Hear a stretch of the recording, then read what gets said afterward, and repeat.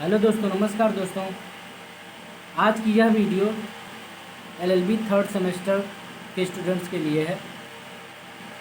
तो LLB third semester के student का जो है पांचवा पेपर वो 16 जुलाई को है, मतलब आने वाला कल है।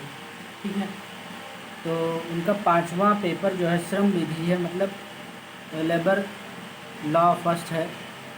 तो पेपर 5 का जो है श्रम विधि का जो है मैंने कुछ ऑब्जेक्टिव क्वेश्चंस जो है इस वीडियो के माध्यम से आप लोगों तक शेयर कर रहा हूँ, पहुँचा रहा हूँ।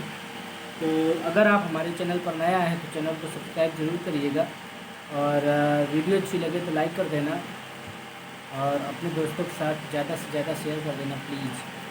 ठीक है, तो चलिए मेन पॉइंट पे आते हैं और शुरुआत करते हैं पहले नंबर क्वेश्चन से। वीडियो को एंड तक ज़रूर देखिएगा दोस्तों, क्योंकि मैंने इसमें जो है 31 ऑब्जेक्टिव क्वेश्चंस बनाए जो इम्पॉर्टेंट हैं आपके एग्ज़ाम से रिलेटेड। ठीक है, तो आपके एग्ज़ाम में जो है ये पूछे भी जा सकते हैं, 91% चांसेस हैं। ठीक है, तो वीडियो को एंड तक ज़रूर देखिएगा, सारे क्वेश्चंस आप देखिए आंसर के साथ में। ठीक है, तो वीडियो को अंत तक ज़रूर देखिएगा। पहला नंबर क्वेश्चन क्या कहता है, ध्यान से सुनिएगा। पहले नंबर क्वेश्चन कहता है कि उद्योग को किस अधिनियम के तहत परिभाषित किया गया है। तो आपको 4 विकल्प दिए गए, इनमें से सही विकल्प आपको चुनना है कि उद्योग को किस अधिनियम के तहत परिभाषित किया गया है। तो अगर आपने पढ़ा है तो आप बताइए। चलिए ठीक है, मैं आपको बताता हूँ इसका आंसर, और आप इसको तैयार कर लेना। तो ध्यान से सुनिएगा, इसमें आपका ए विकल्प सही है। ठीक है, एक तरफ से बताते चलता हूँ आंसर के साथ में, टाइम मैं नहीं लगाऊंगा। ठीक है, क्योंकि वीडियो बड़ी नहीं करनी है हमें। ठीक है, तो उद्योग को किस अधिनियम के तहत परिभाषित किया गया है, तो यहाँ पे आपका ए विकल्प सही है, मतलब धारा 2A के अंतर्गत जो है उद्योग को परिभाषित किया गया है। चलिए बात करते हैं दूसरे नंबर क्वेश्चन के। दूसरा नंबर क्वेश्चन क्या कहता है कि निरीक्षकों की नियुक्ति बाल श्रम अधिनियम 1986 की किस धारा में दी गई है। निरीक्षकों की नियुक्ति बाल श्रम अधिनियम 1986 की किस धारा में दी गई है। तो मैं आपको सही विकल्प इसमें बताता हूँ। ए विकल्प आपका इसमें सही है, धारा 17। ठीक है, धारा 17। ठीक है, निरीक्षकों की नियुक्ति बाल श्रम अधिनियम 1986 की धारा 17 में दी गई है। ठीक है, तो आपका ए विकल्प दूसरे क्वेश्चन में भी सही है, तो टिक लगा लीजिए धारा 17। चलिए बात करते हैं तीसरे नंबर क्वेश्चन। तीसरा नंबर क्वेश्चन क्या कहता है, ध्यान से सुनिएगा, इम्पोर्टेंट है। हड़ताल किस परिस्थिति में माना जाएगा। हड़ताल जो है वो किस परिस्थिति में माना जाएगा। तो इसका आंसर देखिए आप, सी विकल्प आपका बिल्कुल सही है। किस परिस्थिति में माना जाएगा, कर्मचारियों द्वारा एक समूह होकर काम बंद करना या करने से इनकार करने पर जो है हड़ताल होता है। ठीक है, तो आपका सी विकल्प बिल्कुल सही है, समझ गए। तो आप सी विकल्प टिक लगा लीजिए, और हड़ताल के बारे में याद रखिएगा कि कर्मचारियों द्वारा एक समूह होकर काम बंद करना या करने से इनकार करने पर। ठीक है, अब बात करते हैं फोर्थ नंबर क्वेश्चन की। फोर्थ नंबर क्वेश्चन क्या कहता है कि किस अधिनियम की धारा में हड़ताल गैर कानूनी होगा। अधिनियम की धारा पूछी गई है कि किस अधिनियम की धारा में हड़ताल जो हो वो गैर कानूनी होगा। तो धारा डी, मतलब आपका डी विकल्प सही है। ठीक है, इसमें तो डी विकल्प में क्या कहा गया, धारा 22, धारा 23 और धारा 24। ठीक है, इन धाराओं में हड़ताल गैर कानूनी होगा। तो डी विकल्प आपका चौथे में सही। बात करते हैं 5वां नंबर क्वेश्चन की। 5वां नंबर क्वेश्चन क्या कहता है कि तालाबंदी की परिस्थिति में माना जाएगा। जब तालाबंदी होती है तो तालाबंदी की परिस्थिति में क्या माना जाएगा, ये चीज़ पूछना है। तो इसमें आपका ए विकल्प इसमें सही है आपका, नियोजन स्थान को बंद कर देने पर। क्या? नियोजन स्थान को बंद कर देने पर तालाबंदी की परिस्थिति माना जाएगा। ठीक है, तो इसमें ए विकल्प आप लगा लीजिए, सही है। चलिए बात करते हैं 6वें नंबर क्वेश्चन की। 6वां नंबर क्वेश्चन क्या कहता है आपका? 6वां नंबर क्वेश्चन कहता है कि श्रमिकों के संघ द्वारा किए जाने वाला अनुचित आचरण हो सकता है। तो आपको सही विकल्प बताना है भाई। ए बी सी डी 4 विकल्प दिए गए हैं, सही विकल्प बताइए। सही उत्तर क्या है आपका? सी विकल्प इसमें बिल्कुल क्लियर है। ठीक है, श्रमिकों के संघ द्वारा किए जाने वाला अनुचित आचरण हो सकता है। तो अनुचित आचरण हो सकता है भाई संघ की कार्यपालिका के लिए हड़ताल की राय देना या उकसाना। ओके, तो इसमें आपका सी विकल्प बिल्कुल सही है, टिक लगा लीजिए सी विकल्प में। चलिए बात करते हैं 7वें नंबर क्वेश्चन। 7वां नंबर क्वेश्चन कहता है कि सूचना के अधिकार का अधिनियम कब पारित किया गया। सूचना के अधिकार का अधिनियम कब पारित किया गया? तो आपको कब पारित किया गया ये बताना है, सन बताना है मतलब। तो इसमें आपका बी विकल्प बिल्कुल सही है, 2005। ठीक है, 2005 में पारित किया गया था सूचना के अधिकार का अधिनियम। बात करते हैं 8वें नंबर क्वेश्चन की। 8वां नंबर क्वेश्चन कहता है कि श्रम न्यायालय की शक्ति। अब श्रम न्यायालय की शक्ति के बारे में आपको बताना है भैया। तो कौन सा विकल्प सही है? बी विकल्प आपका बिल्कुल सही है। किसी व्यक्ति को उपस्थित होने के लिए विवश करना अथवा शपथ के आधार पर परीक्षण करना, ये जो है श्रम न्यायालय की शक्ति है। ठीक है, तो श्रम न्यायालय की शक्ति जो है किसी व्यक्ति को उपस्थित होने के लिए विवश करना अथवा शपथ के आधार पर परीक्षण करना होता है। समझ रहे हैं ना? श्रम न्यायालय की शक्ति की बात कर रही है, श्रम न्यायालय की पावर की बात कर रही है। ओके, तो आपका बी विकल्प बिल्कुल सही है। कहता है भैया बहुत इम्पोर्टेंट है, श्रम विधि शास्त्र के आधारभूत सिद्धांत क्या है? श्रम विधि शास्त्र के आधारभूत सिद्धांत क्या है? तो श्रम विधि शास्त्र के आधारभूत सिद्धांत जो है डी विकल्प इसमें सही है आपका। इनमें से सभी पर टिक लगा लीजिए। मतलब श्रमिकों का एकजुट होना, उनका संघ अथवा संगठन बनाने का अधिकार, सेवा शर्तों में सुधार हेतु श्रमिकों का सामूहिक सौदेकारी का अधिकार। मतलब इसमें से जितने भी पॉइंट से तीनों दिए गए ए बी सी, ये सारे के सारे सही हैं। तो इसलिए डी विकल्प बिल्कुल सही है आपका। इनमें से सभी जो है सारे पॉइंट्स जो है श्रम विधि शास्त्र से ही रिलेटेड है। ठीक है, तो श्रम विधि शास्त्र के आधारभूत सिद्धांत क्या है? तो ये तीनों पॉइंट जो है श्रम विधि शास्त्र के सिद्धांत ही हैं। तो इनमें से सभी विकल्प पर आप टिक लगा लीजिए। डी विकल्प आपका सही है 9 में। अब 10 नंबर क्वेश्चन की बात करें अगर, तो 10 नंबर क्वेश्चन में कहा गया है, क्या कहा गया है भाई कि भारत में कौन सी शताब्दी में श्रम आंदोलन का उद्भव हुआ। ओके, तो कौन सी शताब्दी में, शताब्दी बताना है कि श्रम आंदोलन का उद्भव हुआ। तो भाई बी विकल्प आपका इसमें बिल्कुल सही है। 19वीं शताब्दी में जो है श्रम आंदोलन का उद्भव हुआ था। ओके, तो बी विकल्प आपका। बात करते हैं 11 नंबर क्वेश्चन के। 11 नंबर क्वेश्चन में क्या कहा गया कि भारत में पहली सूती कपड़ा मिल का उत्पादन कार्य कहाँ प्रारंभ किया गया। ये चीज़ बताना है कि सूती कपड़ा मिल का उत्पादन कार्य कहाँ प्रारंभ किया गया। तो आपका यहाँ पे सी विकल्प बिल्कुल सही है, क्योंकि अधिकतर लोग गुजरात ही लगाएंगे, लेकिन गुजरात नहीं है, बम्बई है। ठीक है, तो सी विकल्प बिल्कुल सही है, बम्बई आपका बिल्कुल सही आंसर है। बात करते हैं 12 नंबर क्वेश्चन की। 12 नंबर क्वेश्चन क्या कहता है, ध्यान से सुनिएगा भैया, बहुत इम्पोर्टेंट है कि व्यवसाय के बारे में पूछा गया है। ठीक है, तो व्यवसाय संगठन में 1926 की धारा जो है 11 के अधीन पंजीयक के निर्णय की अपील किस आधार पर की जा सकती है। तो किस आधार पर की जा सकती है? डी विकल्प आपका बिल्कुल सही है। इनमें से जितने भी पॉइंट्स हैं सारे के सारे सही हैं।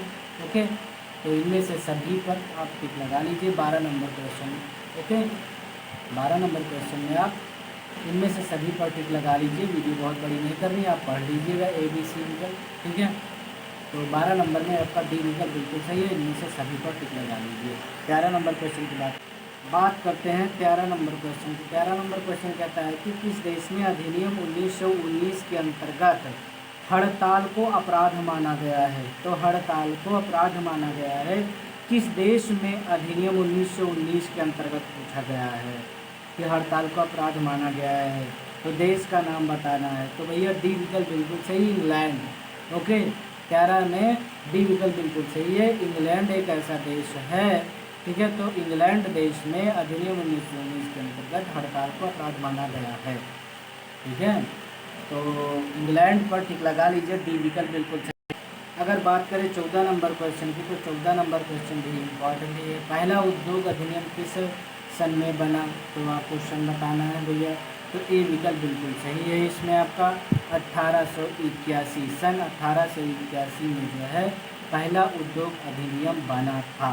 ओके, तो आपका ए विकल्प इसमें बिल्कुल सही है। 14 नंबर में आप टिक लगा लीजिए, ए विकल्प बिल्कुल। बात करते हैं 15 नंबर क्वेश्चन की। 15 नंबर क्वेश्चन क्या कहता है कि भैया कारखाना अधिनियम 1948 के अनुसार वयस्क व्यक्ति है। कारखाना अधिनियम 1948 के अनुसार वयस्क व्यक्ति है, मतलब वयस्क व्यक्ति जो है कारखाना अधिनियम 1948 के अनुसार कौन है। तो ए विकल्प बिल्कुल सही है आपका। 18 वर्ष की आयु पूरी कर ली हो, तो वो जो है वयस्क व्यक्ति है कारखाना अधिनियम 1948 के अनुसार, ठीक है। 18 वर्ष की आयु पूरी कर ली हो, वो वयस्क व्यक्ति है। तो ए विकल्प बिल्कुल सही, आप ए में टिक लगा। बात करते हैं भैया 16 नंबर क्वेश्चन की। 16 नंबर क्वेश्चन क्या कहता है कि कारखाना अधिनियम के अनुसार अगर बात करें तो वह व्यक्ति जो कारखाना से संबंधित गतिविधियों को नियंत्रित करता है वह कहा जाता है, क्या कहा जाता है। तो इसमें आपका ए विकल्प बिल्कुल सही है, अधिष्ठाता कहा जाता है। क्या कहा जाता है, अधिष्ठाता कहा जाता है। अगर बात करें 17 नंबर क्वेश्चन की, तो 17 नंबर क्वेश्चन क्या कहता है भैया, बहुत ही इम्पोर्टेंट है। किसी भी कर्मचारी को मजदूरी के साथ छुट्टी दी जाती है जब वह 1 माह में कार्य करता है। तो जब वह 1 माह में कार्य करता है तो उसे जो है कितने दिन की छुट्टी मिलती है। तो सी विकल्प बिल्कुल सही, 20 दिन की छुट्टी मिलती है। ओके, कितने दिन की, 20 दिन की।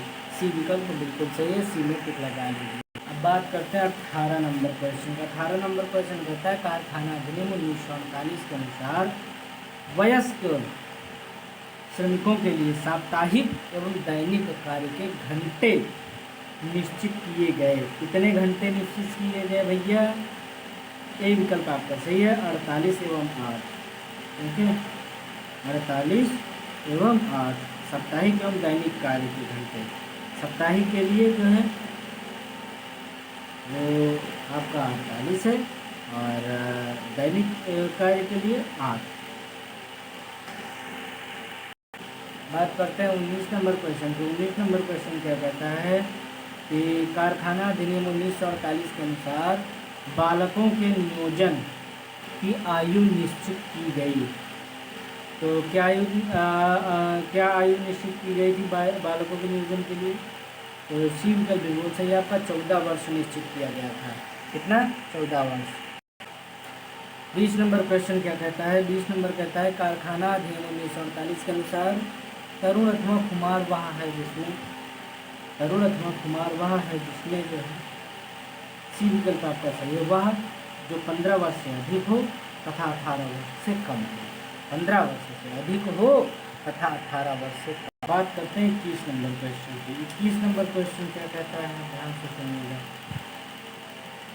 मजदूरी भुगतान अधिनियम 1936 के अनुसार किसी कर्मकार का वेतन भुगतान करने के लिए जिम्मेदार होता है। तो कौन जिम्मेदार होता है भैया, कौन सा विकल्प सही है इसमें 21 में। तो 21 में आपका बी विकल्प बिल्कुल सही, मैनेजर होता है भुगतान करने वाला, ठीक है। कौन होता है, मैनेजर होता है, बी विकल्प बिल्कुल सही है आपका। बात करें अगर 22 नंबर क्वेश्चन की, तो 22 नंबर क्वेश्चन कहता है कारखाना अधिनियम की धारा 20 किससे संबंधित है। आपको ये बताना है कि किससे संबंधित है, कौन सा विकल्प सही है। सी विकल्प आपका बिल्कुल सही है। इसमें 22 में आपका थूकदान जो है, ठीक है, कारखाना अधिनियम की धारा 20 जो है थूकदान से संबंधित है। किससे? थूकदान से संबंधित है। सी विकल्प बिल्कुल सही है, टिक लगा लीजिए आप। बात करते हैं 23 नंबर क्वेश्चन के, ठेका श्रम। क्या? ठेका श्रम की बात कर रहे हैं। ठेका श्रम अधिनियम 1970। ओके, क्या? ठेका श्रम अधिनियम 1970 कब प्रभाव में लाया गया है ना? ठेका श्रम अधिनियम 1970 की धारा 3, 4 तथा 5 किससे संबंधित है? ठेका श्रम अधिनियम 1970 की धारा 3, 4 तथा 5 किससे संबंधित है? 3, 4, 5 तीनों चीज़ें पूछी गई हैं, ठीक है। तो इसमें आपका जो है ए विकल्प सही है। आपका केंद्रीय सलाहकार बोर्ड, राज्य सलाहकार बोर्ड और समितियाँ, ठीक है। तो ए विकल्प आपका बिल्कुल सही है इसमें। बात करते हैं 24 नंबर क्वेश्चन की। 24 नंबर क्वेश्चन क्या कहता है कि पंजीकरणकर्ता अधिकारियों की नियुक्ति ठेका श्रम अधिनियम की किस धारा के द्वारा की जाती है? तो ए विकल्प आपका बिल्कुल सही है इसमें। धारा 6 के द्वारा की जाती है। ठेका श्रम अधिनियम की धारा 6 के द्वारा की जाती है। क्या की जाती है? पंजीकरणकर्ता अधिकारियों की नियुक्ति। तो आप 24 में, ठीक है, ए विकल्प सही है आपका, धारा 6। बात करते हैं 25 नंबर क्वेश्चन की। 25 नंबर क्वेश्चन कहता है कि ठेका श्रम अधिनियम 1970 की धारा 8 किससे संबंधित है? तो भैया धारा 8 जो है आपका बी विकल्प बिल्कुल सही है आपका। इसमें कतिपय मामलों में पंजीकरण का प्रतिसंहरण, कतिपय मामलों में पंजीकरण का प्रतिसंहरण, बी विकल्प बिल्कुल सही है, एक लगा ले। बात करें अगर 26 नंबर की क्वेश्चन, 26 नंबर क्वेश्चन की बात करें तो किस धारा के अंतर्गत आवेदक ठेकेदार के लिए आवेदन कर सकता है? इसमें आपका ए विकल्प बिल्कुल सही है। धारा 13(1) के अंतर्गत जो है, धारा 13(1) के अंतर्गत आवेदक ठेकेदार के लिए आवेदन कर सकता है। तो ए विकल्प बिल्कुल सही है। अब भाई 27 नंबर क्वेश्चन की अगर बात करें तो ठेका श्रम अधिनियम 1970 की धारा 16 के अंतर्गत किसकी व्यवस्था की गई है? तो इसमें 27 में आपका जो है ए विकल्प बिल्कुल सही है, जलपान गृह, ठीक है। ठेका श्रम अधिनियम 1970 की धारा 16 के अंतर्गत जो है जलपान गृह की व्यवस्था की गई है। बात करते हैं 28 नंबर क्वेश्चन का। 28 नंबर क्वेश्चन क्या कहता है कि ठेका श्रम अधिनियम 1970 की धारा 3(2) किससे संबंधित है? धारा 3(2) किससे संबंधित है? तो ए विकल्प बिल्कुल सही है आपका। इसमें केंद्रीय बोर्ड के सदस्यों की नियुक्ति से संबंधित है। केंद्रीय बोर्ड के सदस्यों की नियुक्ति से संबंधित है, ए विकल्प। बात करते हैं 29 नंबर क्वेश्चन की। 29 नंबर क्वेश्चन क्या कहता है? बाल श्रम प्रतिषेध और विनिमय अधिनियम 1986 किससे संबंधित है? तो बाल श्रम अधिनियम 1986 जो है वो ए विकल्प आपका इसमें सही है, बाल श्रम के उन्मूलन से संबंधित है। क्या? ए विकल्प बिल्कुल सही है। आप ए में टिक लगा लीजिए, याद कर लेना। बाल श्रम अधिनियम 1986 किससे संबंधित है? बाल श्रम के उन्मूलन से संबंधित है, ए विकल्प में टिक लगा लीजिए। 30 नंबर क्वेश्चन की बात करें तो बाल श्रम अधिनियम के अनुसार बालक वह है जिसकी उम्र, बालक वह है जिसकी उम्र, ठीक है। यहाँ पे उम्र बताना है आपको, ध्यान से सुनिएगा। यहाँ पे बी विकल्प बिल्कुल सही है आपका, 14 वर्ष या उससे कम हो। क्या हो? 14 वर्ष या उससे कम हो, आपका बी विकल्प यहाँ पे सही है। 21 नंबर क्वेश्चन के 21 नंबर क्वेश्चन कहते हैं बालक श्रम तकनीकी सलाहकार समिति का गठन किस धारा के अंतर्गत किया जाता है? तो आपको धारा बताना है इसमें, किस धारा के अंतर्गत किया जाता है। तो आपका यहाँ पे ए विकल्प बिल्कुल सही है, धारा 5। धारा 5 के अंतर्गत जो है बाल श्रम तकनीकी सलाहकार समिति का गठन किया जाता है। तो बाल श्रम तकनीकी सलाहकार समिति का गठन किस धारा के अंतर्गत है? धारा 5 के अंतर्गत किया जाता है। तो यहाँ पे 21 में आपका ए विकल्प बिल्कुल सही, ए में टिक लगा लीजिए। तो अगर आप हमारे चैनल पर नए आए हैं, अभी तक चैनल को सब्सक्राइब नहीं किया तो सब्सक्राइब ज़रूर करिएगा दोस्तों, और वीडियो को लाइक कर देना क्योंकि वीडियो बनाने में मेहनत लगती है। ठीक है, तो एक लाइक ज़रूर कर देना वीडियो को, और अपने दोस्तों के साथ प्लीज़ शेयर कर देना, और अभी तक सब्सक्राइब नहीं किया तो प्लीज़ सब्सक्राइब जरूर करिएगा। ये सारे क्वेश्चन आप तैयार कर लेना, और आशा है हमें कि इसमें से क्वेश्चन ज़रूर फंसेंगे आपके। ठीक है, या आ सकते हैं इसमें से क्वेश्चन। ठीक है, तो आप इनको 31 क्वेश्चन को आप तैयार कर लेना, और अब हम नेक्स्ट वीडियो में मिलेंगे दोस्तों। तब तक के लिए धन्यवाद।